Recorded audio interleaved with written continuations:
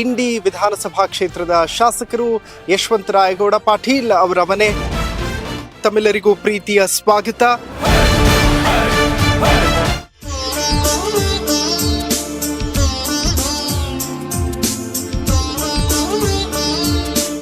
ಈಗ ಪ್ರೆಸೆಂಟ್ ನಡೀತಾ ಇರುವಂತಹದ್ದು ಜನಾಕ್ರೋಶ ಯಾತ್ರೆ.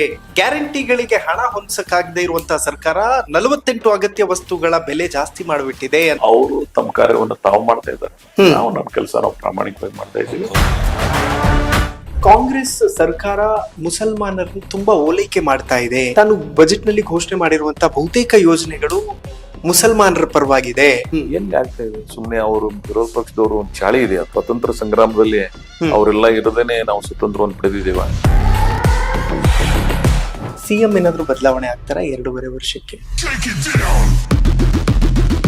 ಕಾಂಗ್ರೆಸ್ನ ಮೊದಲ ವಿಕೆಟ್ ಪತನ ಅಂತೆಲ್ಲ ರೆಡಿ ಮಾಡ್ಕೊಂಡಿದ್ರು. ಬಿಜೆಪಿಗೆ ಹೋಗ್ಬಿಡ್ತಾರೇನೋ ಯಶವಂತರಾಯಗೌಡ ಪಾಟೀಲ್. ನಾನು ಬೈ ಬರ್ತ್ ಕಾಂಗ್ರೆಸ್. ನನ್ನ ಜೀವನದ ಕೊನೆ ದಿನನೂ ನಾನು ಕಾಂಗ್ರೆಸ್ನ ಕಳಿತೀನಿ ಅಂತ ಒಂದು ರಾಜಕೀಯ ನಿರ್ಣಯ ಮಾಡಿದೆ.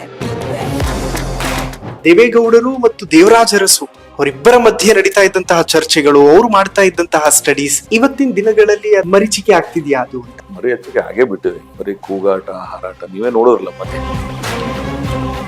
ಬಹುತೇಕ ಮುಸಲ್ಮಾನರು ಅಬ್ದುಲ್ ಕಲಾಂ ಅನ್ನ ಮುಸಲ್ಮಾನ ಅಂತ ಒಪ್ಪಿಕೊಳ್ಳೋಕ್ ರೆಡಿ ಇಲ್ಲ. ಯಾಕೂಬ್ ಮೆನನ್ನ ಒಪ್ಕೋತಾರ ಜನ ಅಂತ. ಸರ್, ಇಂಡಿ ಜಿಲ್ಲೆ ಆಗಬೇಕು ಅನ್ನುವಂತಹ ನಿಟ್ಟಿನಲ್ಲಿ ನಿಮ್ಮ ಹೋರಾಟ ನಿರಂತರವಾಗಿ ನಡೀತಾ ಇದೆ. ಏನ್ ಪ್ರೋಸೆಸ್ ಆಗಿದೆ?